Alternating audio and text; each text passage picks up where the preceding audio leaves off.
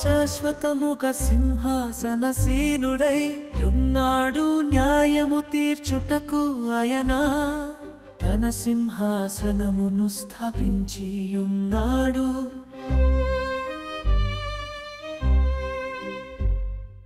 యెహోవా నీతిని బట్టి లోకమునకు తీర్పు తీర్చును, యథార్థతను బట్టి ప్రజలకు న్యాయము తీర్చును. నలిగిన వారికి తాను మహా దుర్గమగును, ఆపత్కాలములలో వారికి మహా దుర్గమగును. యెహోవా నిన్ను ఆశ్రయించు వారిని నీవు విడిచి పెట్టువాడవు కావు కావునా. నీ నామమెరిగిన వారు నిన్ను నమ్ముకొందురు. సీయోను వాసి అయిన యెహోవాను కీర్తించుడి, ఆయన క్రియలను ప్రజలలో ప్రచురము చేయుడి.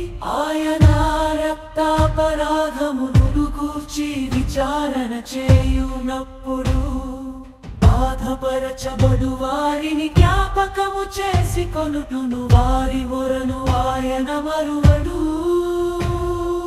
నేను నీ కీర్తి అంతటిని ప్రసిద్ధి చేయుచు.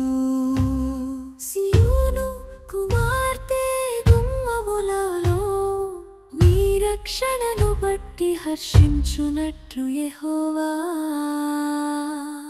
నన్ను కరుణించుము.